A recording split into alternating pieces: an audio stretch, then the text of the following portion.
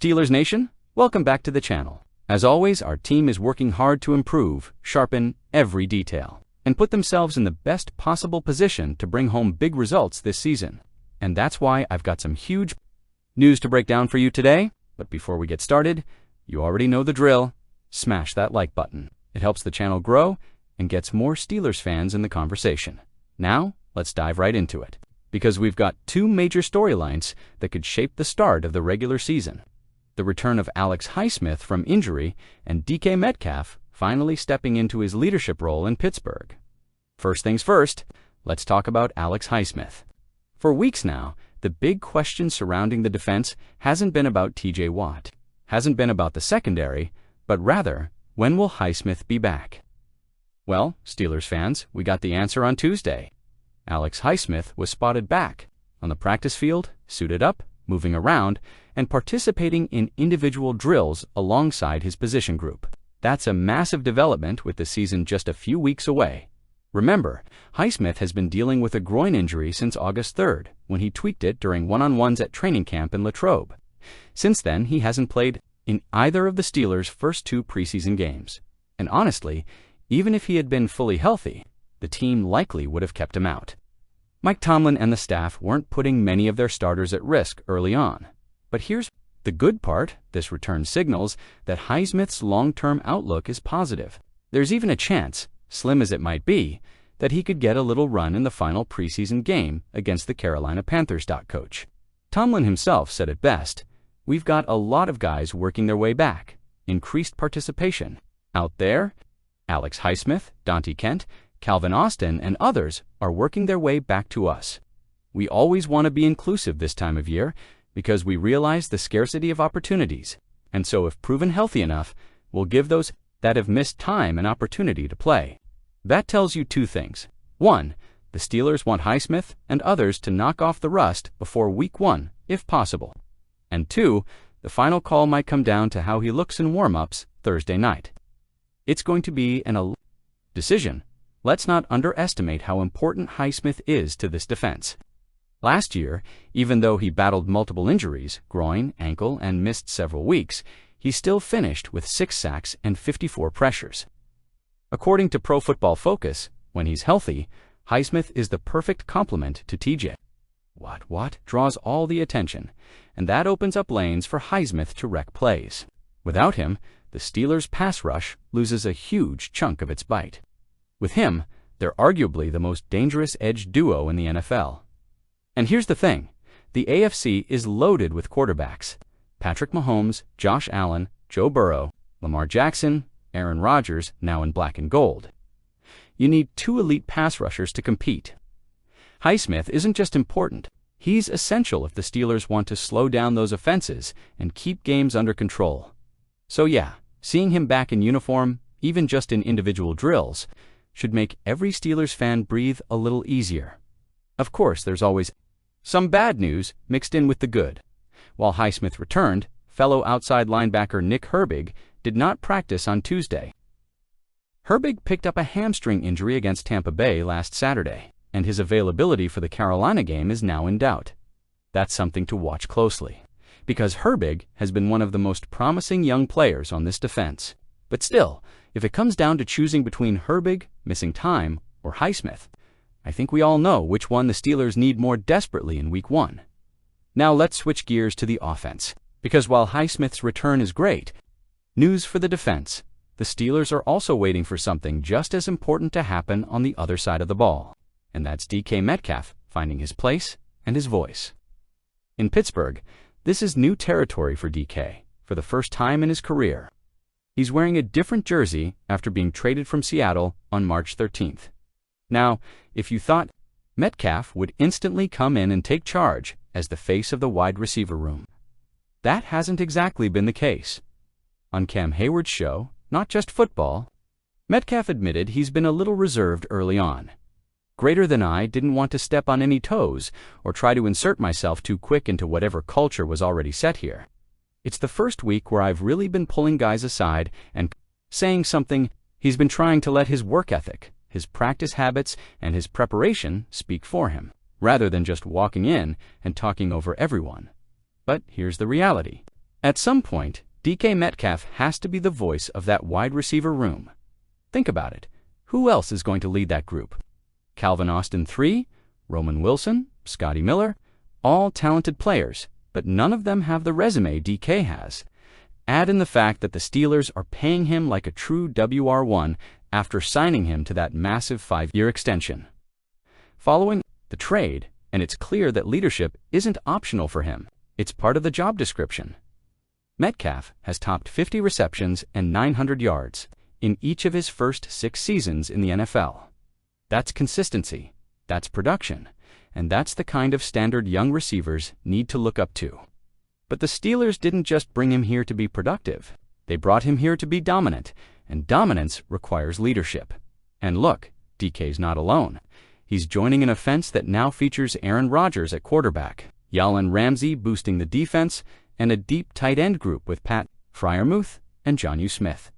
But when it comes to the wide receivers, all eyes are on him. If the Steelers are going to take that next step, DK has to not only make plays, but also set the tone. And based on what he told Cam Heyward, it sounds like that process has officially begun. He's starting to pull guys aside, starting to speak up in meetings, and starting to realize that being a Steeler means being more than just a player. It means being a leader. So let's put this all together. On defense, you've got Alex Highsmith coming back just in time, hopefully forming that deadly 1-2 punch with TJ Watt again. On offense, you've got DK Metcalf slowly but surely embracing his new role as both the top target and the leader of a young wide receiver group. These are the kinds of developments that can swing a season because, let's face it, talent wins games, but leadership and health win championships. So here's the deal. For months, we've been watching this story simmer, and now it's finally boiling over. Cam Heyward, the heartbeat of the Steelers' defensive line, a veteran leader, who has bled black and gold for over a decade, shocked a lot of people earlier this offseason. We found out that he had been in negotiations with the front office since February. And here's the thing. Heyward wasn't happy with the pay he was set to make for 2025. He flat out felt it didn't reflect his value, especially after what he pulled off last season. Now, let's be honest. Contract negotiations are part of the NFL. Veterans know the business, agents know the business, and teams know the business. But the timing of Heyward's stance, that's what threw everybody off. Fans were thinking, didn't he just get taken care of before the 2024 season? Why are we hearing this again? About whether this would become a distraction, and even whether the Steelers should be thinking about life after. Heyward sooner rather than later, and make no mistake, the noise was real. Once word got out that Heyward wanted more money in 2025, the conversations around training camp started to shift away from X's and O's and toward contract drama that rubbed a lot of fans the wrong way. Steelers Nation has always valued toughness, loyalty, and putting the team above personal headlines. So, when one of the most respected veterans allowed this to spill into the public narrative, it shook people. Instead of quietly ironing things out behind closed doors, would the Steelers start the year without their captain on the line fully bought in? Would it fracture the locker room chemistry? But then, this past Tuesday, everything flipped. Brooke Pryor, a well-connected Steelers insider, posted a major update. Cam Heyward was back on the practice field, not watching, not standing off to the side, fully participating. Pads on, helmet strapped, locked in. And just like that, Steeler Nation let out a collective sigh of relief. Because here's the truth. As much as fans might have been frustrated by the timing, there's no denying what Heyward means to this football team. His presence alone stabilizes the locker room. His leadership sets the standard. And on the field, let's not forget that in 2024, Cam Heyward turned back the clock. He wasn't just serviceable. He wasn't just good. He was playing at an all-pro level again. That's where the leverage comes from. Heyward himself admitted when he sat down with Omar Khan, Art Rooney II, and Mike Tomlin last year. He told them, I'm going to focus on becoming an all-pro in 2024. Once I do that, then we'll talk about a new deal. And guess what? He did exactly that. He went out there, proved he could still dominate despite his age, and now he's cashing in on the promise he made. So on one hand, you can't blame him. This is the business side of football.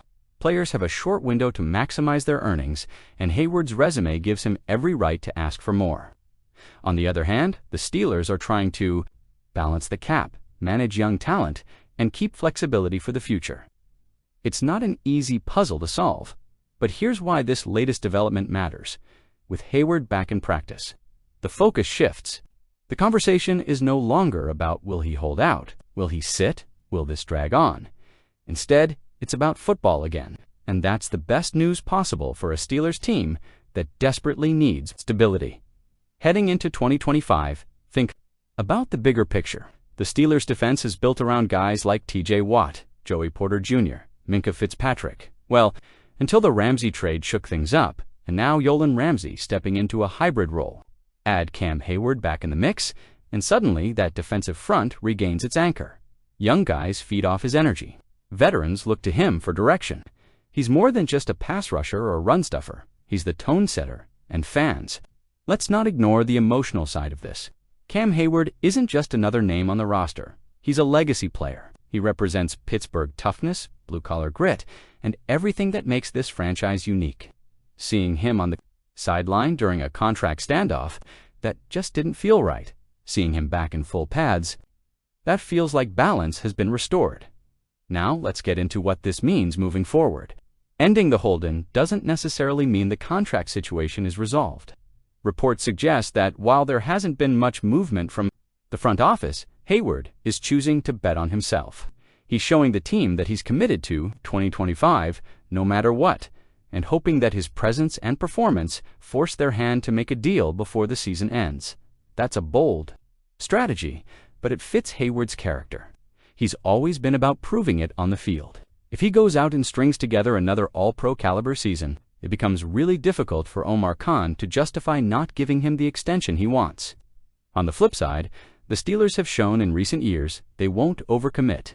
To aging players, no matter how beloved they are, just ask guys like Heyward or Troy Polamalu how tough those final negotiations can be. So here's where we stand. Cam Heyward has ended his hold-in. He's back at practice. He's ready to lead. But the contract question still looms large, and it's going to be one of the defining storylines of this 2025 season. So Steelers Nation, I'll leave it with this. Alex Highsmith is back. DK Metcalf is speaking up, and the regular season is less than 3 weeks away. Things are starting to come together in Pittsburgh. But here's my question for you. Which of these storylines excites you more? Highsmith's return to anchor the defense, or DK Metcalf finally finding his voice as the leader of the wide receivers? Drop your answers down in the comments.